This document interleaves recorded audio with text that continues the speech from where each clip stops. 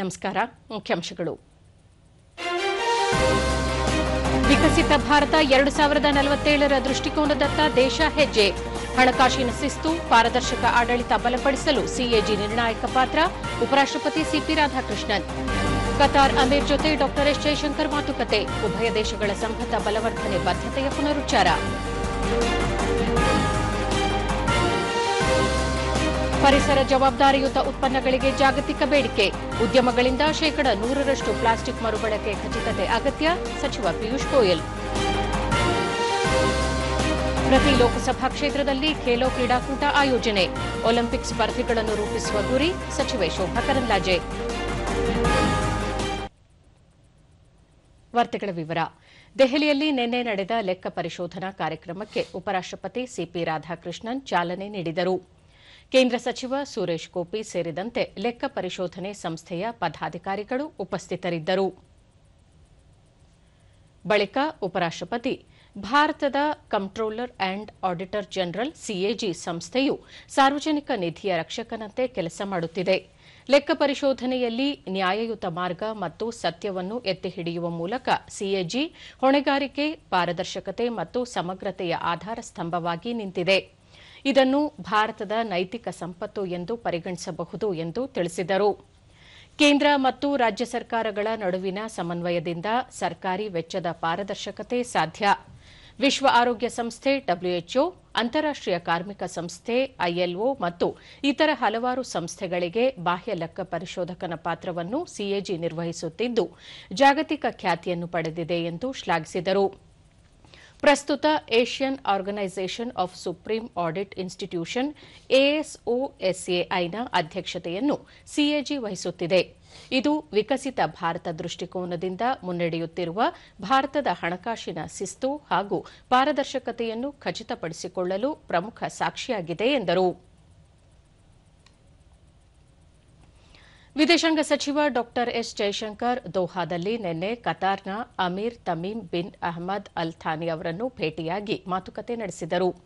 ಈ ಸಂದರ್ಭದಲ್ಲಿ ಡಾ ಜಯಶಂಕರ್ ಪ್ರಧಾನಿ ನರೇಂದ್ರ ಮೋದಿ ಅವರ ಆತ್ಮೀಯ ಶುಭಾಶಯಗಳನ್ನು ಕತಾರ್ ಅಮೀರ್ ಅವರಿಗೆ ತಿಳಿಸಿ ಭಾರತ ಮತ್ತು ಕತಾರ್ ನಡುವಿನ ಸಂಬಂಧಗಳನ್ನು ಬಲಪಡಿಸುವ ಬದ್ಧತೆಯನ್ನು ಪುನರುಚ್ಚರಿಸಿದರು. ಇದೇ ವೇಳೆ ಅವರು ಎರಡೂ ದೇಶಗಳ ನಡುವಿನ ಸಹಯೋಗವನ್ನು ವಿಸ್ತರಿಸುವ ಮತ್ತು ಹೊಸ ಅವಕಾಶಗಳನ್ನು ಅನ್ವೇಷಿಸುವ ಕುರಿತು ಕತಾರ್ ಅಮೀರ್ ಅವರ ಮಾರ್ಗದರ್ಶನವನ್ನು ಶ್ಲಾಘಿಸಿದರು. ದೋಹಾದಲ್ಲಿ ಡಾ ಎಸ್ ಜಯಶಂಕರ್ ಅವರು ಕತಾರ್ ಪ್ರಧಾನಿ ಮತ್ತು ವಿದೇಶಾಂಗ ಸಚಿವ ಮೊಹಮ್ಮದ್ ಬಿನ್ ಅಬ್ದುಲ್ ರೆಹಮಾನ್ ಅಲ್ ಥಾನಿ ಅವರನ್ನು ಸಹ ಭೇಟಿಯಾಗಿ ದ್ವಿಪಕ್ಷೀಯ ವಿಷಯಗಳ ಕುರಿತು ಚರ್ಚಿಸಿದರು. ಈ ಕುರಿತು ಸಾಮಾಜಿಕ ಜಾಲತಾಣದಲ್ಲಿ ಮಾಹಿತಿ ಹಂಚಿಕೊಂಡಿರುವ ವಿದೇಶಾಂಗ ಸಚಿವರು ಪಶ್ಚಿಮ ಏಷ್ಯಾದಲ್ಲಿನ ಬೆಳವಣಿಗೆಗಳು ಮತ್ತು ವಿಶಾಲ ಪ್ರಾದೇಶಿಕ ಹಾಗೂ ಜಾಗತಿಕ ಸಮಸ್ಯೆಗಳ ಕುರಿತು ಅಭಿಪ್ರಾಯಗಳನ್ನು ವಿನಿಮಯ ಮಾಡಿಕೊಂಡಿದ್ದಾಗಿ ಹೇಳಿದರು. ಇಂಧನ, ವ್ಯಾಪಾರ, ಹೂಡಿಕೆ ಮತ್ತು ಜನರಿಂದ ಜನರ ನಡುವೆ ಸಂಪರ್ಕಗಳು ಸೇರಿದಂತೆ ಕಾರ್ಯತಂತ್ರದ ಪಾಲುದಾರಿಕೆ ಪ್ರಮುಖ ಅಂಶಗಳ ಕುರಿತು ಚರ್ಚಿಸಲಾಯಿತು ಎಂದು ವಿದೇಶಾಂಗ ಸಚಿವರು ತಿಳಿಸಿದ್ದಾರೆ. ಹರಿಯಾಣದ ಫರೀದಾಬಾದ್ನಲ್ಲಿ ಇಂದು ಉತ್ತರ ವಲಯ ಮಂಡಳಿಯ 32ನೇ ಸಭೆ ನಡೆಯಲಿದ್ದು ಕೇಂದ್ರ ಗೃಹ ಸಚಿವ ಅಮಿತ್ ಶಾ ಅಧ್ಯಕ್ಷತೆ ವಹಿಸಲಿದ್ದಾರೆ. ಪ್ರಾದೇಶಿಕ ಮತ್ತು ರಾಷ್ಟೀಯ ಪ್ರಸ್ತುತತೆಯ ಸಮಸ್ಯೆಗಳ ಕುರಿತು ಚರ್ಚಿಸಲು ಉತ್ತರ ವಲಯದ ಸದಸ್ಯ ರಾಷ್ಟಗಳು ಮತ್ತು ಕೇಂದ್ರಾಡಳಿತ ಪ್ರದೇಶಗಳನ್ನು ಈ ಸಭೆಯು ಒಟ್ಟುಗೂಡಿಸುತ್ತದೆ. ಹರಿಯಾಣ, ಹಿಮಾಚಲ ಪ್ರದೇಶ, ಪಂಜಾಬ್, ರಾಜಸ್ಥಾನ, ದೆಹಲಿ, ಜಮ್ಮು ಮತ್ತು ಕಾಶ್ಮೀರ, ಲಡಾಖ್ ಹಾಗೂ ಚಂಡೀಗಢದ ಹಿರಿಯ ಅಧಿಕಾರಿಗಳು ಭಾಗವಹಿಸಲಿದ್ದಾರೆ. ಕಳೆದ 11 ವರ್ಷಗಳಲ್ಲಿ ವಿವಿಧ ಕ್ಷೇತ್ರಗಳಲ್ಲಿ ಪರಸ್ಪರ ತಿಳುವಳಿಕೆ ಮತ್ತು ಸಹಕಾರದ ಆರೋಗ್ಯಕರ ಬಾಂಧವ್ಯವನ್ನು ಉತ್ತೇಜಿಸಲು ಹಾಗೂ ಹಲವಾರು ಅಂತಾರಾಜ್ಯ ಸಮಸ್ಯೆಗಳನ್ನು ಪರಿಹರಿಸುವ ನಿಟ್ಟಿನಲ್ಲಿ ವಿವಿಧ ವಲಯ ಮಂಡಳಿಗಳು ಮತ್ತು ಅವುಗಳ ಶಾಶ್ವತ ಸಮಿತಿಗಳ ಒಟ್ಟು 63 ಸಭೆಗಳನ್ನು ಈಗಾಗಲೇ ನಡೆಸಲಾಗಿದೆ. ಪ್ಲಾಸ್ಟಿಕ್ ಉದ್ಯಮವು ಶೇಕಡ 100ರಷ್ಟು ಪ್ಲಾಸ್ಟಿಕ್ ಮರುಬಳಕೆ ಮತ್ತು ಅದನ್ನು ಖಚಿತಪಡಿಸಿಕೊಳ್ಳುವತ್ತ ನಿರ್ಣಾಯಕ ಹೆಜ್ಜೆ ಇಡಬೇಕು ಎಂದು ಕೇಂದ್ರ ವಾಣಿಜ್ಯ ಮತ್ತು ಕೈಗಾರಿಕಾ ಸಚಿವ ಪಿಯೂಷ್ ಗೋಯಲ್ ಹೇಳಿದ್ದಾರೆ. ಮುಂಬೈನಲ್ಲಿ ನಿನ್ನೆ ಅವರು ಫ್ಲೆಕ್ಸ್ ಕೌನ್ಸಿಲ್ನ ರಫ್ತು ಶ್ರೇಷ್ಠತೆ ಪ್ರಶಸ್ತಿ ಪ್ರದಾನ ಸಮಾರಂಭ ಮತ್ತು ಅಮೃತ ಮಹೋತ್ಸವ ಸಮಾರಂಭದಲ್ಲಿ ಈ ವಿಷಯ ತಿಳಿಸಿ ಭಾರತದ ರಾಷ್ಟೀಯ ಸುಸ್ಥಿರತೆಯ ಗುರಿಗಳು ಮತ್ತು ವೃತ್ತಾಕಾರದ ಮತ್ತು ಪರಿಸರ ಜವಾಬ್ದಾರಿಯುತ ಉತ್ಪನ್ನಗಳಿಗೆ ಹೆಚ್ಚುತ್ತಿರುವ ಜಾಗತಿಕ ಬೇಡಿಕೆಗೆ ಅನುಗುಣವಾಗಿ ಪ್ಲಾಸ್ಟಿಕ್ ಉದ್ಯಮ ಶೇಕಡಾ 100ರಷ್ಟು ಪ್ಲಾಸ್ಟಿಕ್ ಮರುಬಳಕೆಯ ಬಗ್ಗೆ ಖಚಿತತೆ ಹೊಂದಬೇಕು ಎಂದು ತಿಳಿಸಿದರು. ಸುಸ್ಥಿರ ಪ್ಲಾಸ್ಟಿಕ್ ಉತ್ಪಾದನೆಯಲ್ಲಿ ಭಾರತ ವಿಶ್ವದಲ್ಲೇ ನಾಯಕನಾಗಿ ಹೊರಹೊಮ್ಮುವ ಸಾಮರ್ಥ್ಯವನ್ನು ಹೊಂದಿದೆ. ಹಸಿರು ಮತ್ತು ಹೆಚ್ಚು ಸುಸ್ಥಿರ ಭವಿಷ್ಯಕ್ಕಾಗಿ ಭಾರತದ ಬದ್ಧತೆಯನ್ನು ಪ್ರತಿಬಿಂಬಿಸುವ ಸುಧಾರಿತ ತಂತ್ರಜ್ಞಾನಗಳು, ನವೀನ ವಸ್ತುಗಳು ಮತ್ತು ಜವಾಬ್ದಾರಿಯುತ ಉತ್ಪಾದನಾ ವಲಯಗಳಲ್ಲಿ ಹೂಡಿಕೆ ಮಾಡಬೇಕು ಎಂದು ಸಚಿವ ಪಿಯೂಷ್ ಗೋಯಲ್ ಉದ್ಯಮಿಗಳಿಗೆ ಕರೆ ನೀಡಿದರು.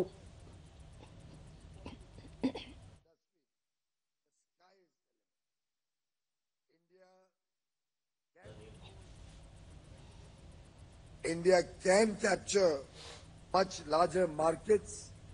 India can make products which are truly world class, and I'm sure that going forward, more and more of our young boys and girls will be encouraged to come in the textile sector, will be encouraged to participate in the export potential of India. ಇದೇ ವೇಳೆ ಕೇಂದ್ರ ಸಚಿವರು 2023-24 ಹಾಗೂ 2024-25 ಸಾಲಿನ ಸಾಧನೆಗಳಿಗಾಗಿ 148 ರಫ್ತು ಶ್ರೇಷ್ಠತೆ ಪ್ರಶಸ್ತಿಗಳನ್ನು ವಿಶಿಷ್ಟ ರಫ್ತುದಾರರಿಗೆ ಪ್ರದಾನ ಮಾಡಿದರು.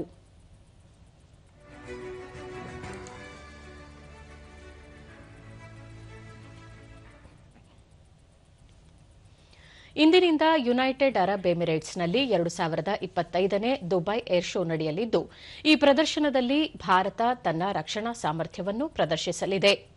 2 ದಿನಗಳ ಈ ವೈಮಾನಿಕ ಪ್ರದರ್ಶನದಲ್ಲಿ ಭಾರತೀಯ ವಾಯುಪಡೆಯ ಸೂರ್ಯ ಕಿರಣ್ ಏರೋಬ್ಯಾಟಿಕ್ ತಂಡ ಮತ್ತು ಎಲ್ಸಿಎ ತೇಜಸ್ ಭಾಗವಹಿಸಲಿವೆ. ರಕ್ಷಣಾ ಖಾತೆ ರಾಜ್ಯ ಸಚಿವ ಸಂಜಯ್ ಸೇಠ್ ಅವರು ದುಬೈ ವೈಮಾನಿಕ ಪ್ರದರ್ಶನದಲ್ಲಿ ಭಾರತೀಯ ನಿಯೋಗವನ್ನು ಮುನ್ನಡೆಸಲಿದ್ದಾರೆ. ದುಬೈ ವೈಮಾನಿಕ ಪ್ರದರ್ಶನದಲ್ಲಿ ಪ್ರಮುಖ ಅಂತಾರಾಷ್ಟೀಯ ಏರೋಸ್ಪೇಸ್ ಕಂಪನಿಗಳು ಸೇರಿದಂತೆ 150 ದೇಶಗಳಿಂದ 1,000ಕ್ಕೂ ಹೆಚ್ಚು ಪ್ರದರ್ಶನಕಾರರು ಮತ್ತು 1,40,000ಕ್ಕೂ ಹೆಚ್ಚು ಉದ್ಯಮ ವೃತ್ತಿಪರರು ಭಾಗವಹಿಸಲಿದ್ದಾರೆ. ಈ ಭೇಟಿಯ ವೇಳೆ ಅವರು ತಮ್ಮ ಯುಎಇ ಸಹವರ್ತಿಯೊಂದಿಗೆ ದ್ವಿಪಕ್ಷೀಯ ಸಭೆಯ ಅಧ್ಯಕ್ಷತೆ ವಹಿಸಿ ವಿವಿಧ ವಿಷಯಗಳ ಕುರಿತು ಚರ್ಚಿಸಲಿದ್ದಾರೆ. ಅಲ್ಲದೆ ಭಾರತದಲ್ಲಿ ರಕ್ಷಣಾ ತಂತ್ರಜ್ಞಾನ ಮತ್ತು ಉತ್ಪಾದನೆಯಲ್ಲಿ ಸಹಕಾರವನ್ನು ಹೆಚ್ಚಿಸಲು Bharat, UAE, Australia, America, Brazil, England ಮತ್ತು ಇಟಲಿಯ ಸುಮಾರು 50 ಕಂಪನಿಗಳೊಂದಿಗೆ ಕೈಗಾರಿಕಾ ದುಂಡುಮೇಜಿನ ಸಮ್ಮೇಳನದಲ್ಲೂ ಭಾಗವಹಿಸಲಿದ್ದಾರೆ.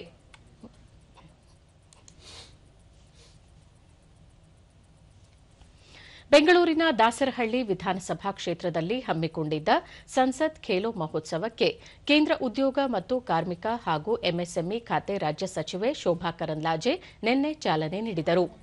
ಈ ವೇಳೆ ಕ್ರೀಡಾ ಜ್ಯೋತಿ ಸ್ವೀಕರಿಸಿ ಹಲವು ಕ್ರೀಡಾಪಟುಗಳನ್ನು ಸನ್ಮಾನಿಸಿದರು. ಈ ಸಂದರ್ಭದಲ್ಲಿ ಶಾಸಕ ಮುನಿರಾಜು, ಬೆಂಗಳೂರು ಉತ್ತರ ಜಿಲ್ಲಾ ಬಿಜೆಪಿ ಅಧ್ಯಕ್ಷ ಎಸ್ ಹರೀಶ್ ಸೇರಿದಂತೆ ಹಲವರು ಉಪಸ್ಥಿತರಿದ್ದರು.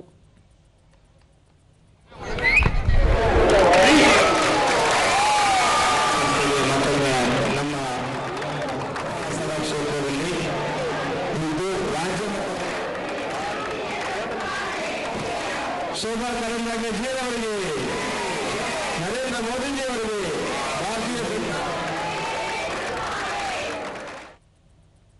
ಬಳಿಕ ಶೋಭಾ ಕರಂದ್ಲಾಜೆ ದೇಶದಲ್ಲಿ 2036ರಲ್ಲಿ ಒಲಿಂಪಿಕ್ಸ್ ಕ್ರೀಡಾಕೂಟ ನಡೆಯಲಿದ್ದು, ಆ ಕ್ರೀಡಾಕೂಟಕ್ಕೆ ಕ್ರೀಡಾಪಟುಗಳನ್ನು ತಯಾರು ಮಾಡುವ ಉದ್ದೇಶದಿಂದ ಪ್ರತಿ ಲೋಕಸಭಾ ಕ್ಷೇತ್ರದಲ್ಲಿ ಸಂಸತ್ ಖೇಲೋ ಕ್ರೀಡಾಕೂಟವನ್ನು ಹಮ್ಮಿಕೊಳ್ಳಲಾಗುತ್ತಿದೆ. ದೇಶದಲ್ಲಿ ಒಲಿಂಪಿಕ್ ಸ್ಪರ್ಧೆಗಳು ನಡೆಯಲಿರುವ ಹಿನ್ನೆಲೆಯಲ್ಲಿ ಭಾರತೀಯ ಕ್ರೀಡಾಪಟುಗಳು ಹೆಚ್ಚಿನ ಸಂಖ್ಯೆಯಲ್ಲಿ ಪದಕ ಗೆಲ್ಲಬೇಕು ಮತ್ತು 10 ಅಗ್ರ ಪದಕ ಪಟ್ಟಿ ದೇಶಗಳ ಸಾಲಿನಲ್ಲಿ ಭಾರತವೂ ಒಂದಾಗಬೇಕು ಎನ್ನುವುದು ಪ್ರಧಾನಿ ನರೇಂದ್ರ ಮೋದಿಯವರ ಸಂಕಲ್ಪವಾಗಿದೆ. ಹೀಗಾಗಿ ಕ್ರೀಡಾಕೂಟ ಹಮ್ಮಿಕೊಳ್ಳಲಾಗಿದೆ ಎಂದು ಹೇಳಿದರು. ಕ್ರೀಡಾಪಟುಗಳನ್ನು ತಯಾರು ಮಾಡುವಲ್ಲಿ ಪೋಷಕರು, ಶಿಕ್ಷಕರು, ತರಬೇತುದಾರರ ಪಾತ್ರ ಹಿರಿದು. ಕ್ರೀಡೆಯಿಂದಲೂ ಜೀವನ ರೂಪಿಸಿಕೊಳ್ಳಬಹುದು ಎನ್ನುವುದನ್ನು ಯುವ ಸಮುದಾಯಕ್ಕೆ ಮನವರಿಕೆ ಮಾಡಿಕೊಡುವ ಉದ್ದೇಶದಿಂದ ಸಂಸತ್ ಕ್ರೀಡಾ ಮಹೋತ್ಸವ ಹಮ್ಮಿಕೊಳ್ಳಲಾಗಿದೆ. ಜೊತೆಗೆ 2036ರ ಒಲಿಂಪಿಕ್ಸ್ ಕ್ರೀಡಾಕೂಟಕ್ಕೆ ಕ್ರೀಡಾಪಟುಗಳನ್ನು ಹೆಚ್ಚಿನ ಸಂಖ್ಯೆಯಲ್ಲಿ ತರಬೇತಿ ನೀಡಿ ಪದಕ ಗೆಲ್ಲುವಂತೆ ಮಾಡುವುದು ಕೇಂದ್ರ ಸರ್ಕಾರದ ಉದ್ದೇಶ ಎಂದು ತಿಳಿಸಿದರು. ಎಲ್ಲರೂ ನಿಮ್ಮನ್ನು ಕರ್ಕೊಂಡು ಬಂದಿದ್ದಾರೆ. ನಮ್ಮ ಗುರಿ ಒಂದೇ, 2036ರ ಒಲಿಂಪಿಕ್ಸ್. ಈ ಒಲಿಂಪಿಕ್ಸ್ಗೆ ನಮ್ಮ ರಾಜ್ಯದಿಂದ ಕೂಡ ನಮ್ಮ ಮಕ್ಕಳನ್ನು ತಯಾರಿ ಮಾಡಿ ಕಳಿಸಬೇಕು, ಪಾರ್ಟಿಸಿಪೇಷನ್ ಮಾಡಬೇಕು, ಗೆಲ್ಲುವಂತ ಪ್ರಯತ್ನದಲ್ಲಿ ಬಹಳ ಮುಂದಕ್ಕೆ ಹೋಗಬೇಕು. ಒಳ್ಳೆಯ ಕೋಚ್ಗಳನ್ನು ಕೊಡಬೇಕು, ಪೇರೆಂಟ್ಸ್ ಇದಕ್ಕೆ ಪ್ರೋತ್ಸಾಹವನ್ನು ಕೊಡಬೇಕು. ಮತ್ತೆ ಇವತ್ತಿಗೂ ಕೂಡ ಸ್ಪೋರ್ಟ್ಸ್ ಅಥಾರಿಟಿ ಆಫ್ ಇಂಡಿಯಾದಲ್ಲಿ ಯಾರು ಸ್ಪೋರ್ಟ್ಸ್ ಆಟ ಆಡ್ತಿದ್ದಾರೆ ಅಂತಂದ್ರೆ ಅವರೆಲ್ಲರೂ ಕೂಡ ಸರ್ಕಾರಿ ನೌಕರರಾಗಿದ್ದಾರೆ. ಮುನಿರಾಜು, ಪ್ರಧಾನಿ ನರೇಂದ್ರ ಮೋದಿ ಅವರ ಕನಸಿನಂತೆ ದೇಶದಲ್ಲಿ ನಡೆಯುವ ಒಲಿಂಪಿಕ್ಸ್ ಕ್ರೀಡಾಕೂಟಕ್ಕೆ ಯುವ ಕ್ರೀಡಾಪಟುಗಳನ್ನು ಸಜ್ಜುಗೊಳಿಸುವ ಉದ್ದೇಶ ಹೊಂದಲಾಗಿದೆ ಎಂದರು. ಇದಕ್ಕೆ ಪ್ರೋತ್ಸಾಹ ಮಾಡ್ತಾ ಇದ್ದಾರೆ. ಬಿಸಿಲು ಅಂತ ನಮಗೆ ಗೊತ್ತಿದ್ರೆ ಮೊದಲೇ ಸ್ವಲ್ಪ ಶಾಮಿಯಾನ ಹಾಕ್ಸ್ಬಿಡ್ತಿದ್ರಿ ಕೂತ್ಕೊಳ್ಳೋಕ್ಕೆ. ಸಾರಿ, ಟೋಪಿ ಕೊಟ್ಟಿದ್ದೀವಿ, ಟೋಪಿ ಹಾಕ್ಕೊಳ್ಳಿ. ಆಟಗಳನ್ನ ಚೆನ್ನಾಗಿ ಆಡಿ. ಸೋಲು ಗೆಲುವು ಮುಖ್ಯ ಅಲ್ಲ, ನಿಮ್ಮ ಪ್ರದರ್ಶನ ಮುಖ್ಯ. ಈ ವಯಸ್ಸಲ್ಲೂ ಕೆಲವರು ಏನು ಆಡ್ತಾ ಇದ್ರು ನಿನ್ನೆ ಅಂದರೆ ನನಗೆ ಸಂತೋಷ ಆಯಿತು. ಎಸ್ ಹರೀಶ್, 2036ರಲ್ಲಿ ನಡೆಯುವ ಒಲಿಂಪಿಕ್ಸ್ ಕ್ರೀಡಾಕೂಟದಲ್ಲಿ ಕ್ರೀಡಾಪಟುಗಳು ಹೆಚ್ಚಿನ ಸಂಖ್ಯೆಯಲ್ಲಿ ಪದಕ ಗೆಲ್ಲುವಂತೆ ತಯಾರು ಮಾಡಲು ಖೇಲೋ ಮಹೋತ್ಸವ ಹಮ್ಮಿಕೊಳ್ಳಲಾಗಿದೆ ಎಂದು ಹೇಳಿದರು. ತಿರ್ಗಾ ಒಲಿಂಪಿಕ್ಸ್ ಕ್ರೀಡೆ ಇದೆ, ಅದು ಸೆಮಿಫೈನಲ್ಸ್. ಅದರಲ್ಲಿ ಎಷ್ಟು ನಾವು ಪದಗಳನ್ನ ತಗೊಂತೀವೋ ಅದ್ರ ಡಬ್ಬಲ್ಲು 2036ರಲ್ಲಿ ನಾವು ತಗೋಬೇಕಂತ ಮೂಲ ಉದ್ದೇಶದಿಂದ ಈ ಕ್ರೀಡಾ ಉತ್ಸವನ ನಾವು ಆಯೋಜನೆ ಮಾಡಿದ್ದೀವಿ. ಇವತ್ತಿಲ್ಲಿ ವಾಲಿಬಾಲ್ ಕ್ರೀಡೆಯನ್ನು ಇವತ್ತು ನಡೆಸ್ತಾ ಇದ್ದೀವಿ. ಒಳ್ಳೆಯದಾಗಲಿ. ಬೆಂಗಳೂರು ಕೃಷಿ ವಿಶ್ವವಿದ್ಯಾಲಯದ ವತಿಯಿಂದ ಹಮ್ಮಿಕೊಳ್ಳಲಾಗಿದ್ದ ಕೃಷಿ ಮೇಳದ ಸಮಾರೋಪ ಸಮಾರಂಭದಲ್ಲಿ ಸಾಧಕರಿಗೆ ಕೃಷಿ ಸಚಿವ ಚೆಲುವರಾಯಸ್ವಾಮಿ ಪ್ರಶಸ್ತಿ ಪ್ರದಾನ ಮಾಡಿದರು. ಈ ವೇಳೆ ಕಂದಾಯ ಸಚಿವ ಕೃಷ್ಣ ಬೈರೇಗೌಡ, ಕುಲಪತಿ ಡಾ ಎಸ್ವಿ ಸುರೇಶ್, ಕುಲಸಚಿವ ಡಾ ಕೆಸಿ ನಾರಾಯಣಸ್ವಾಮಿ ಸೇರಿದಂತೆ ಹಲವರು ಉಪಸ್ಥಿತರಿದ್ದರು.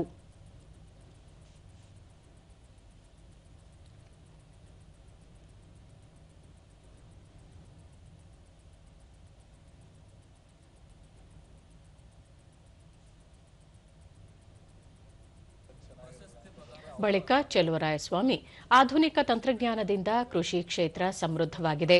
ಸಾರ್ವಜನಿಕರು ಸಹ ಕೃಷಿಯಲ್ಲಿ ಹೆಚ್ಚಿನ ಆಸಕ್ತಿ ಹೊಂದಿದ್ದಾರೆ. ಐಟಿ ಬಿಟಿ ಕಂಪನಿಯಲ್ಲಿ ಕೆಲಸ ಮಾಡುವ ಮಂದಿಯೂ ಸಹ ಕೃಷಿ ಕಡೆ ಒಲವು ಹೊಂದಿದ್ದು, ಕೃಷಿ ಆದಾಯ ವೃದ್ಧಿಯಾಗುವುದರ ಜೊತೆಗೆ ಕೃಷಿಯಲ್ಲಿ ಆಂದೋಲನವಾಗಬೇಕಾಗಿದೆ ಎಂದರು. ಸಮಗ್ರ ಕೃಷಿ ಪದ್ಧತಿ, ರೇಷ್ಮೆ ಕೃಷಿ, ನೂತನ ತಳಿಗಳ ಪ್ರಾತ್ಯಕ್ಷಿಕೆ, ತೋಟಗಾರಿಕೆ, ಸಿರಿಧಾನ್ಯ, ಜಲಾನಯನ ನಿರ್ವಹಣೆ, ಸಾವಯವ ಕೃಷಿ, ಮಣ್ಣುರಹಿತ ಕೃಷಿ ಪದ್ಧತಿಯಂತಹ ಹಲವು ನೂತನ ಯಂತ್ರೋಪಕರಣಗಳ ಕುರಿತು ಮಾಹಿತಿ ನೀಡುವ ಜೊತೆಗೆ ರೈತರನ್ನು ಆಧುನಿಕ ಕೃಷಿ ಪದ್ಧತಿಯತ್ತ ಕೊಂಡೊಯ್ಯಲು ಮಹತ್ತರ ಪಾತ್ರ ವಹಿಸಲಿದೆ ಎಂದು ಹೇಳಿದರು. ಕೃಷ್ಣ ಬೈರೇಗೌಡ, ಕೃಷಿ ಮೇಳದಲ್ಲಿ ಜಾತ್ರೆಯ ರೀತಿ ಲಕ್ಷಾಂತರ ಜನರು ಭಾಗವಹಿಸಿದ್ದಾರೆ. ಇದು ಸಂತಸದ ಸಂಗತಿ ಎಂದು ಹೇಳಿದರು. ಜನನು ಕೂಡ ಒಂದು ರೀತಿ ಜಾತ್ರೆಗೆ ಬಂದ ಹಾಗೆ ಬಂದು ಭಾಗವಹಿಸುವಂತಹದ್ದು ಕೂಡ ನಾವು ನೋಡ್ತಾ ಇದ್ದೇವೆ. ಇದೇ ವೇಳೆ ಸಾಲುಮರದ ತಿಮ್ಮಕ್ಕನವರ ಪ್ರತಿಮೆಗೆ ಪುಷ್ಪನಮನ ಸಲ್ಲಿಸಿದರು.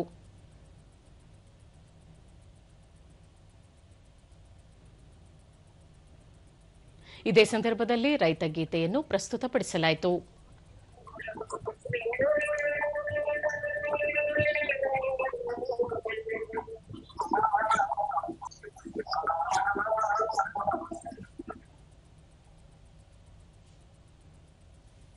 ಬೆಳಗಾವಿಯ ಕಿತ್ತೂರು ರಾಣಿ ಚೆನ್ನಮ್ಮ ಕಿರುಮೃಗಾಲಯದಲ್ಲಿ 28 ಕೃಷ್ಣಮೃಗಗಳು ಅಸಹಜವಾಗಿ ಮೃತಪಟ್ಟಿರುವ ಪ್ರಕರಣಕ್ಕೆ ಸಂಬಂಧಿಸಿದಂತೆ ತನಿಖೆ ನಡೆಸುವಂತೆ ಅರಣ್ಯ ಮತ್ತು ಪರಿಸರ ಸಚಿವ ಈಶ್ವರ್ ಖಂಡ್ರೆ ಆದೇಶಿಸಿದ್ದಾರೆ.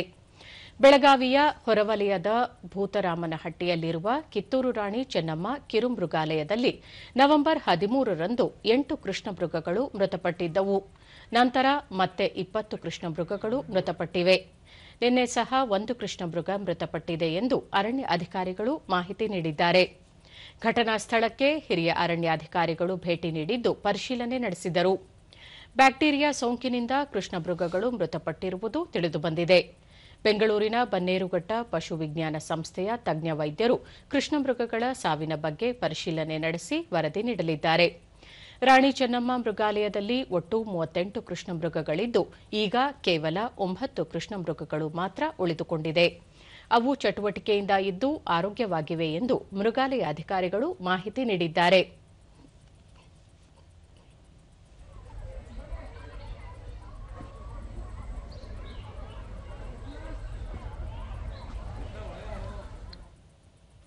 ದೂರದರ್ಶನದೊಂದಿಗೆ ವೈದ್ಯ ಚಂದ್ರಶೇಖರ್, ಉಷ್ಣತೆ ಪ್ರಮಾಣ ಕಡಿಮೆಯಾಗಿ ಬ್ಯಾಕ್ಟೀರಿಯಾಗಳ ಹರಡುವಿಕೆಯಿಂದ ಕೃಷ್ಣಮೃಗಗಳು ಮೃತಪಟ್ಟಿವೆ. ಆರಂಭದಲ್ಲಿ ಪ್ರಾಥಮಿಕ ಚಿಕಿತ್ಸೆ ನೀಡಿದರೂ ನಿಯಂತ್ರಣ ಸಾಧ್ಯವಾಗಿಲ್ಲ. ಶವ ಪರೀಕ್ಷೆ ಮಾಡಲಾಗಿದ್ದು ಶೀಘ್ರ ವರದಿ ಬರಲಿದೆ ಎಂದರು. potentiality, so many deaths have been occurred. So ಈಗ ಏನು ಮಾಡ್ತಾ ಇದ್ರೆ, ಈಗ treatment regime has been continued for the ಅಫೆಕ್ಟೆಡ್ಗೂ ಕಂಟಿನ್ಯೂ ಮಾಡಿದ್ದಾರೆ, ಮತ್ತೆ ಯಾವ ಸಸೆಪ್ಟಬಲ್ ಇದಾವೆ ಅವಕ್ಕೂ ಕಂಟಿನ್ಯೂ ಮಾಡಿದ್ದಾರೆ. ಸೊ ಫರ್ದರ್ ಡೆತ್ಸ್ ಕಂಟ್ರೋಲ್ ಮಾಡಬಹುದು ಅಂತ. ಸೊ ಈ HS ಅಥವಾ ಬೇರೆ ಕ್ಲಾಸ್ಟ್ರಿಡಿಯಲ್ ಇನ್ಫೆಕ್ಷನ್ ಅಂತಕ್ಕಂಥದ್ದು ನಮ್ದು ಲ್ಯಾಬೊರೇಟರಿ ವರದಿ ಬಂದ ನಂತರ ಅದನ್ನ ಕನ್ಫರ್ಮೇಟರಿ ಆಗಿ ಹೇಳುತ್ತೆ. ಕರ್ನಾಟಕ ಮೃಗಾಲಯ ಪ್ರಾಧಿಕಾರದ ಸದಸ್ಯ ಕಾರ್ಯದರ್ಶಿ ಸುನೀಲ್ ಪನ್ವಾರ, ಕೃಷ್ಣಮೃಗಗಳನ್ನು ಖುದ್ದು ಪರಿಶೀಲನೆ ಮಾಡಲಾಗುತ್ತಿದೆ. ಉಳಿದ 9 ಕೃಷ್ಣಮೃಗಗಳಿಗೆ ರೋಗ ನಿರೋಧಕ ಔಷಧಿ ನೀಡಲಾಗುತ್ತಿದೆ. ಕೃಷ್ಣಮೃಗಗಳನ್ನು ಪ್ರತ್ಯೇಕಿಸಿ ಸೂಕ್ತ ಚಿಕಿತ್ಸೆ ನೀಡಲಾಗುತ್ತಿದೆ ಎಂದರು. ಇದಕ್ಕೆ ಆಗುತ್ತೆ, ಇದು ಕೆಟಲ್ ಡಿಸೀಸ್, ಬಟ್ ಕಾಡು ಪ್ರಾಣಿಗಳಲ್ಲಿ ಕೂಡ ಬಂದ್ಬಿಡುತ್ತೆ. ಅದನ್ನು ಅಕ್ಯೂಟ್ ಸ್ಥಿತಿನಲ್ಲಿ 6 to 24 hours ನಲ್ಲಿ 6 ಗಂಟೆಯಿಂದ 24 ತಾಸಿನಲ್ಲಿ ಡೆತ್ ಆಗ್ಲಿಕ್ಕೆ ಚಾನ್ಸ್ ಇರುತ್ತೆ. ಯಾಕಂದ್ರೆ ಇದು ಬಹಳ ಅಕ್ಯೂಟ್ ಕೇಸ್ ಇರುತ್ತೆ. ಹಿಮೊರೆಜಿಕ್ ಸೆಪ್ಟಿಸಿಮಿಯಾ ಸಸ್ಪೆಕ್ಟೆಡ್ ಇದೆ. ಹೌಎವರ್ ಇದು ಲ್ಯಾಬೊರೇಟರಿಯಿಂದ ರಿಪೋರ್ಟ್ ಬಂದ್ಮೇಲೆ ಇನ್ನೂ ಕನ್ಫರ್ಮೇಷನ್ ಆಗ್ಬಿಡುತ್ತೆ. ಚಿಕ್ಕಬಳ್ಳಾಪುರ ತಾಲೂಕಿನ ಮುದ್ದೇನಹಳ್ಳಿಯ ಸತ್ಯಸಾಯಿ ಗ್ರಾಮದಲ್ಲಿ ಭಗವಾನ್ ಸಾಯಿಬಾಬಾ ಅವರ ಜನ್ಮ ಶತಮಾನೋತ್ಸವ ಹಿನ್ನೆಲೆ ಒಂದು ಜಗತ್ತು ಒಂದು ಕುಟುಂಬ ವಿಶ್ವ ಸಾಂಸ್ಕೃತಿಕ ಮಹೋತ್ಸವದ 93ನೇ ದಿನವಾದ ನಿನ್ನೆಯ ಕಾರ್ಯಕ್ರಮದಲ್ಲಿ ಫಿಜಿ ದೇಶದ ಅಧ್ಯಕ್ಷ ರಾತು ನೈಕಮ್ ಲಾಲಬಲವು ಪಾಲ್ಗೊಂಡಿದ್ದರು. ಕಾರ್ಯಕ್ರಮದಲ್ಲಿ ಫಿಜಿ ದೇಶದ ಪ್ರಥಮ ಮಹಿಳೆ ಎಮಿಲಿ ಲಾಲಬಲವು, ಸದ್ಗುರು ಮಧುಸೂದನ ಸಾಯಿ ಮತ್ತಿತರರು ಉಪಸ್ಥಿತರಿದ್ದರು.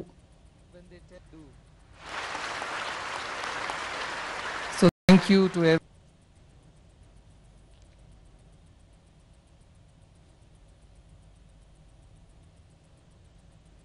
ಬಳಿಕ ರಾತು ನೈಕಮ್ ಲಾಲಬಲವು ಸತ್ಯಸಾಯಿ ಸಂಸ್ಥೆಯ ಸೇವಾ ಕಾರ್ಯಗಳು ಫಿಜಿ ದೇಶದ ಆರ್ಥಿಕತೆಯ ಮೇಲೆ ಸಕಾರಾತ್ಮಕ ಬದಲಾವಣೆಗೆ ಸಹಕಾರಿಯಾಗುತ್ತಿವೆ ಎಂದು ಮೆಚ್ಚುಗೆ ವ್ಯಕ್ತಪಡಿಸಿದರು.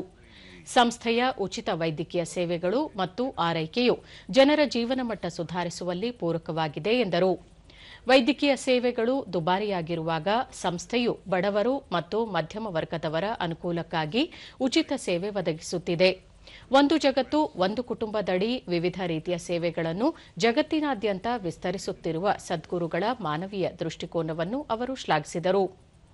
ಸದ್ಗುರು ಮಧುಸೂದನ ಸಾಯಿ, ಸಂಘರ್ಷ ಮತ್ತು ವಿಭಜನೆಗಳಿಂದ ಕೂಡಿರುವ ಇಂದಿನ ಜಗತ್ತಿನಲ್ಲಿ ಶಾಂತಿ, ಸಾಮರಸ್ಯ ಮತ್ತು ಸಹಬಾಳ್ವೆಯತ್ತ ಗಮನಹರಿಸುವ ಅಗತ್ಯವಿದೆ.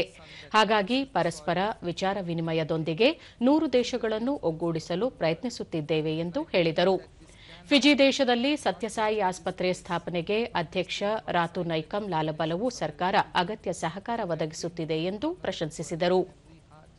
This is possible. This is my faith. ರಾಷ್ಟ್ರೀಯ ಉತ್ಸವಗಳನ್ನು ಜಿಲ್ಲೆ ಮತ್ತು ತಾಲೂಕು ಕೇಂದ್ರಗಳಿಗೂ ಕೊಂಡೊಯ್ಯುವ ನಿಟ್ಟಿನಲ್ಲಿ ಶಿವಮೊಗ್ಗ ಜಿಲ್ಲೆ ಸಾಗರದ ಕಾಗೋಡು ತಿಮ್ಮಪ್ಪ ರಂಗಮಂದಿರದಲ್ಲಿ ನಿನ್ನೆ ರಾಷ್ಟ್ರೀಯ ಸಂಸ್ಕೃತಿ ಉತ್ಸವ ಆಯೋಜಿಸಲಾಗಿತ್ತು. ರಾಷ್ಟ್ರೀಯ ಉತ್ಸವದಲ್ಲಿ ಮಾಜಿ ಸಚಿವ ಹರತಾಳು ಹಾಲಪ್ಪ, ಸಹಕಾರಿ ಬಂಧು ಟಿವಿ ಪಾಂಡುರಂಗ, ವಿದ್ವಾನ್ ಗೋಪಾಲ್ ಮೈತ್ರಿ ಪಾಟೀಲ್ ಮತ್ತಿತರರು ಉಪಸ್ಥಿತರಿದ್ದರು.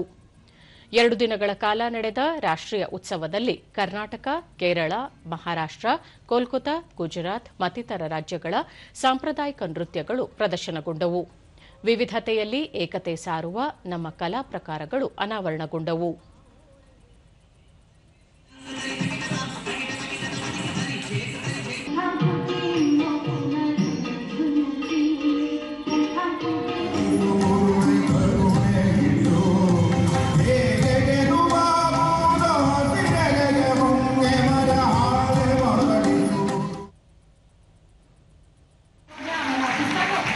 ಇದೇ ವೇಳೆ ವಿವಿಧ ಕ್ಷೇತ್ರಗಳಲ್ಲಿ ಗಣನೀಯ ಸಾಧನೆ ಮಾಡಿದ ವೈಎ ದಂಪತಿ ಹಾಗೂ ನಾಗರಾಜ್ ದಂಪತಿಯನ್ನು ಗೌರವಿಸಲಾಯಿತು. ಬಳಿಕ ಗೋಪಾಲ್ ಮೈತ್ರಿ ಪಾಟೀಲ್, ಹಲವು ವರ್ಷಗಳಿಂದ ರಾಷ್ಟ್ರೀಯ ಸಂಗೀತೋತ್ಸವ ನಡೆಸಿಕೊಂಡು ಬರುತ್ತಿದ್ದೇವೆ. ಈ ಕಾರ್ಯಕ್ರಮಗಳಿಗೆ ಕೇಂದ್ರದ ಕನ್ನಡದ ಮತ್ತು ಸಂಸ್ಕೃತಿ ಇಲಾಖೆ ಸಹಕಾರ ನೀಡಿದೆ. ಒಂದೇ ವೇದಿಕೆಯಲ್ಲಿ ವಿವಿಧ ರಾಜ್ಯದ ಕಲಾವಿದರು ಕಾರ್ಯಕ್ರಮ ನಡೆಸಿಕೊಡುವುದರಿಂದ ಕಲಾ ವಿನಿಮಯವಾಗಲಿದೆ ಎಂದು ಅಭಿಪ್ರಾಯಪಟ್ಟರು. ಇದಕ್ಕೆ ರಾಜ್ಯ ಸರ್ಕಾರ ಹಾಗೂ ಕೇಂದ್ರ ಸರ್ಕಾರ ಮತ್ತು south zone cultural centre Thanjavur ಇವರು ಸಹಿತ ಈ ಕಾರ್ಯಕ್ರಮಕ್ಕೆ ಸಹಕಾರ ನೀಡಿರುತ್ತಾರೆ. ಭರತನಾಟ್ಯ ಕಲಾವಿದರಾದ ಪುಲಕೇಶಿ ಕಸ್ತೂರಿ, ಪ್ರಾಚೀನ ನೃತ್ಯ ಕಲೆಯಾದ ಭರತನಾಟ್ಯಕ್ಕೆ ತನ್ನದೇ ಆದ ಮಹತ್ವವಿದೆ. ಆದರೆ ಇತ್ತೀಚೆಗೆ ಆಧುನಿಕತೆಯ ಜಾಡು ಭರತನಾಟ್ಯವನ್ನು ಆವರಿಸುತ್ತಿದ್ದು, ಮೂಲ ಸಂಸ್ಕೃತಿ ಉಳಿಸಲು ಪ್ರಯತ್ನಿಸಬೇಕಿದೆ ಎಂದರು. ಹೆಚ್ಚಿನ ಪ್ರೋತ್ಸಾಹವನ್ನು ಕೊಟ್ಟು ಈ ನೃತ್ಯ ಕಲೆಯನ್ನು ಉಳಿಸುವ ಕಡೆಗೆ ಅವರು ಶ್ರಮ ವಹಿಸಬೇಕು ಅಂತ ಹೇಳಿ ನಾನು ಕೇಳ್ಕೊಳ್ತೇನೆ. ಮಣಿಪುರ ಕಲಾವಿದೆ ಅರ್ಪಿತಾ ಸಹ, ಈ ಉತ್ಸವದಲ್ಲಿ ಕಲಾವಿದರ ಮುಖಾಮುಖಿಯಿಂದ ಕಲೆಯ ವಿನಿಮಯ ಆಗಲಿದೆ. ದೇಶಿ ಸಾಂಪ್ರದಾಯಿಕ ನೃತ್ಯಗಳ ಪ್ರದರ್ಶನಕ್ಕೆ ಇಂತಹ ಉತ್ಸವಗಳು ಸಹಕಾರಿಯಾಗಿವೆ ಎಂದರು.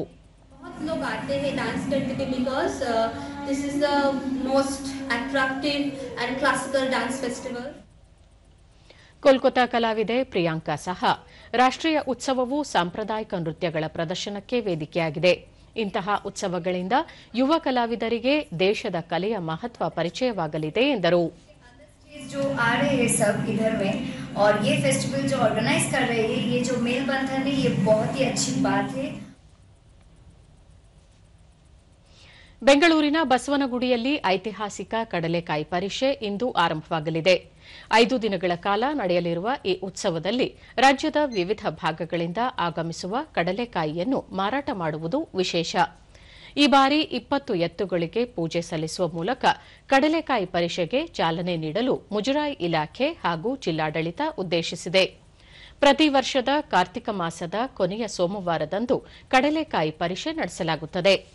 ಕಡಲೆಕಾಯಿ ಪರಿಷೆಯ ಪೂರ್ವಭಾವಿ ಕಾರ್ಯಕ್ರಮದ ಅಂಗವಾಗಿ ನಿನ್ನೆ ಬಸವನಗುಡಿಯ ದೊಡ್ಡ ಗಣಪನಿಗೆ ವಿಶೇಷ ಪೂಜೆ ಆಯೋಜಿಸಲಾಗಿತ್ತು.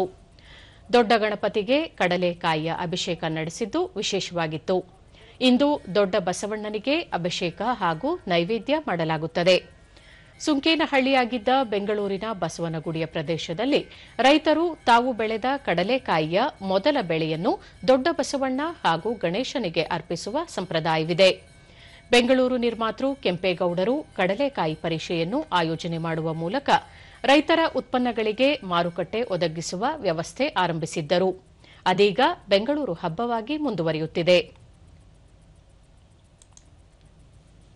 ಶಿವಮೊಗ್ಗದ ಕೆಳದಿ ಶಿವಪ್ಪ ನಾಯಕ ಕೃಷಿ ಮತ್ತು ತೋಟಗಾರಿಕಾ ವಿಜ್ಞಾನಗಳ ವಿಶ್ವವಿದ್ಯಾಲಯ, ದೆಹಲಿಯ ಭಾರತೀಯ ಕೃಷಿ ಅನುಸಂಧಾನ ಪರಿಷತ್ ಹಾಗೂ ಕೃಷಿ ಇಲಾಖೆ ಸಂಯುಕ್ತಾಶ್ರಯದಲ್ಲಿ ಉಡುಪಿಯ ಬ್ರಹ್ಮಾವರದ ಕೃಷಿ ವಿಜ್ಞಾನ ಕೇಂದ್ರದಲ್ಲಿ ರಾಷ್ಟ್ರೀಯ ಕೃಷಿ ಮಿಷನ್ ಯೋಜನೆಯ 5 ದಿನಗಳ ತರಬೇತಿ ಹಮ್ಮಿಕೊಳ್ಳಲಾಗಿತ್ತು.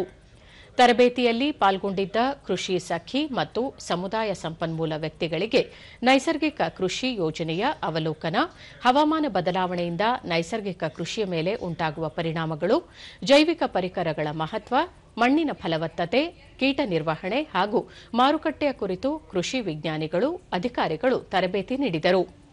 ಕಾರ್ಯಾಗಾರದಲ್ಲಿ ಬೀಜಾಮೃತ, ಜೀವಾಮೃತ, ಘನಜೀವಾಮೃತ ತಯಾರಿಸುವ ಬಗ್ಗೆ ಪ್ರಾತ್ಯಕ್ಷಿಕೆ ನೀಡಲಾಯಿತು. ಇದೇ ವೇಳೆ ಕೀಟಗಳಿಂದ ಬರುವ ರೋಗ ನಿಯಂತ್ರಣಕ್ಕಾಗಿ ಬ್ರಹ್ಮಾಸ್ತ್ರ, ನೀಮಾಸ್ತ್ರ ಮುಂತಾದವುಗಳನ್ನು ತಯಾರಿಸುವ ಬಗ್ಗೆ ಮಾಹಿತಿ ನೀಡಿದರು. ಒಂದು ನಾವು ಬಳಕೆ ಮಾಡ್ತೇವೆ, ಏನಕ್ಕಂದ್ರೆ ಪ್ಲಸ್ ಅದರೊಟ್ಟಿಗೆ ಒಂದು 2-3 ಸಲ ಅದೇ ನೀರಿನಲ್ಲಿ ನಾವು ಹತ್ತಿ ಇದರಲ್ಲಿ ಇರ್ತಕ್ಕಂಥ ನಾವು ಸ್ವಲ್ಪ ಸುಣ್ಣವನ್ನು ಹಾಕ್ತೇವೆ. ದ್ವಿದಳ ಧಾನ್ಯದ ಹಿಟ್ಟು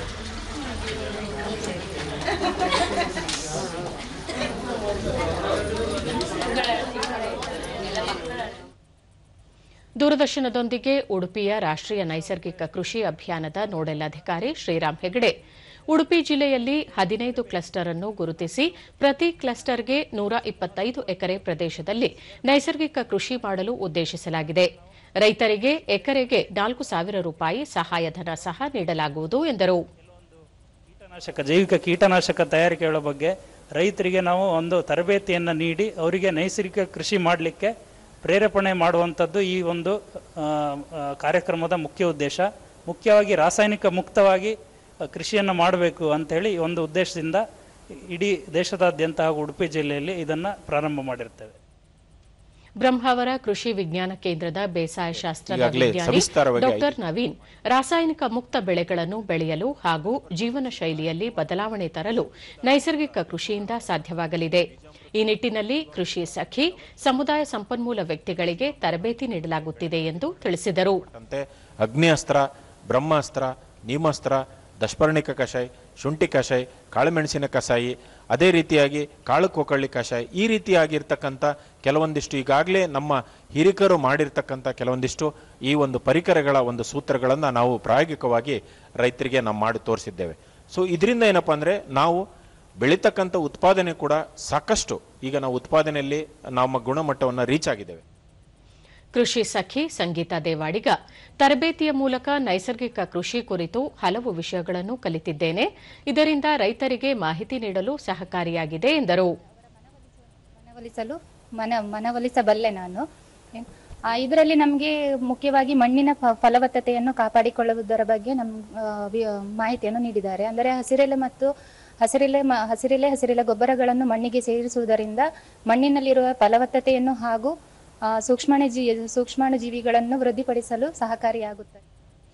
ಮತ್ತೋರ್ವ ಕೃಷಿ ಸಖಿ ಸುಗಂಧಿ ತಮ್ಮ ಗ್ರಾಮ ನೈಸರ್ಗಿಕ ಗ್ರಾಮವಾಗಿ ಆಯ್ಕೆಯಾಗಿದ್ದು ಕೇಂದ್ರ ಸರ್ಕಾರದ ಈ ಯೋಜನೆ ಗ್ರಾಮೀಣ ಭಾಗದಲ್ಲಿ ನೈಸರ್ಗಿಕ ಕೃಷಿ ಮಾಡಲು ಸಹಕಾರಿಯಾಗಿದೆ ಎಂದು ಹೇಳಿದರು.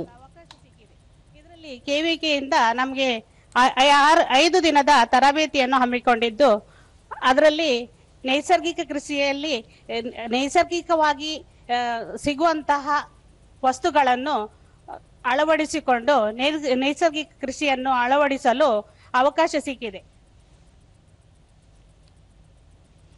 ಈಗ ಇಂದಿನ ಪತ್ರಿಕೆಗಳ ಎಣುಕುನೋಟ. ಸಹಕಾರದಿಂದ ಗ್ರಾಮೀಣ ಸ್ವಾವಲಂಬಿ ಬದುಕು 72ನೇ ಅಖಿಲ ಭಾರತ ಸಹಕಾರ ಸಪ್ತಾಹ ಕಾರ್ಯಕ್ರಮ ಉದ್ಘಾಟಿಸಿದ ಸ್ಪೀಕರ್ ಖಾದರ್.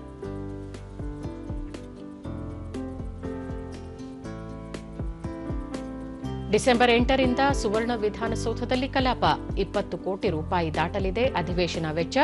ಭದ್ರತೆಗೆ 6,800 ಪೊಲೀಸರು.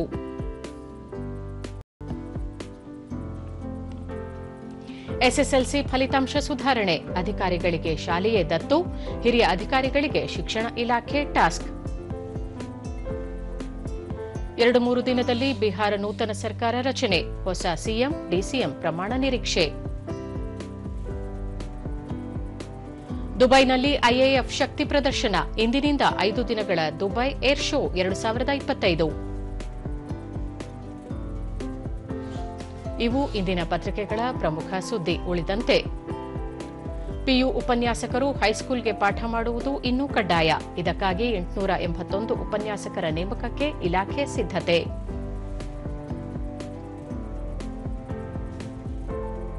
ಕೃಷಿ ಮೇಳಕ್ಕೆ ತೆರೆ, ಕೊನೆಯ ದಿನ ಜನಸಾಗರ. ಕೀಟಬಾಧೆ, ರೋಗ ಮಾಹಿತಿ ಪಡೆದ 5,000 ರೈತರು. 4 ದಿನದ ಮೇಳದಲ್ಲಿ 5.17 ಕೋಟಿ ರೂಪಾಯಿ ವಹಿವಾಟು.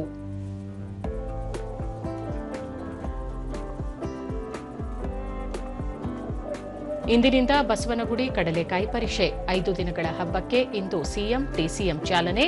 ಕಳೆದ 2 ದಿನಗಳಿಂದಲೇ ಹಬ್ಬದ ವಾತಾವರಣ. 5 ಲಕ್ಷ ಜನರ ಭೇಟಿ ನಿರೀಕ್ಷೆ.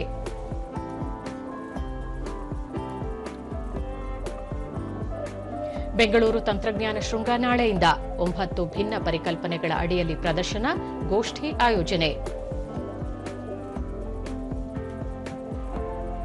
ಬೀದರ್ನಲ್ಲಿ ತಾಪಮಾನ 10 ಡಿಗ್ರಿಗೆ ಕುಸಿತ. ರಾಜ್ಯದ ಹಲವು ಭಾಗಗಳಲ್ಲಿ ಈ ಬಾರಿ ಹೆಚ್ಚಾಗಲಿದೆ ಥಂಡಿ ವಾತಾವರಣ. ಕೊನೆಯಲ್ಲಿ ಮತ್ತೊಮ್ಮೆ ಮುಖ್ಯಾಂಶಗಳು. ವಿಕಸಿತ ಭಾರತ 2047ರ ದೃಷ್ಟಿಕೋನದತ್ತ ದೇಶ ಹೆಜ್ಜೆ. ಹಣಕಾಸಿನ ಶಿಸ್ತು, ಪಾರದರ್ಶಕ ಆಡಳಿತ ಬಲಪಡಿಸಲು ಸಿಎಜಿ ನಿರ್ಣಾಯಕ ಪಾತ್ರ. ಉಪರಾಷ್ಟ್ರಪತಿ ಸಿಪಿ ರಾಧಾಕೃಷ್ಣನ್. ಕತಾರ್ ಅಮೀರ್ ಜೊತೆ ಡಾಕ್ಟರ್ ಎಸ್ ಜೈಶಂಕರ್ ಮಾತುಕತೆ. ಉಭಯ ದೇಶಗಳ ಸಂಬಂಧ ಬಲವರ್ಧನೆ ಬದ್ಧತೆಯ ಪುನರುಚ್ಚಾರ.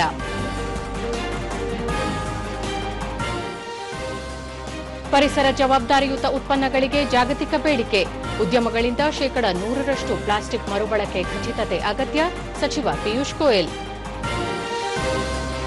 ಪ್ರತಿ ಲೋಕಸಭಾ ಕ್ಷೇತ್ರದಲ್ಲಿ ಖೇಲೋ ಕ್ರೀಡಾಕೂಟ ಆಯೋಜನೆ, ಒಲಿಂಪಿಕ್ ಸ್ಪರ್ಧೆಗಳನ್ನು ರೂಪಿಸುವ ಗುರಿ ಸಚಿವೆ ಶೋಭಾ ಕರಂದ್ಲಾಜೆ.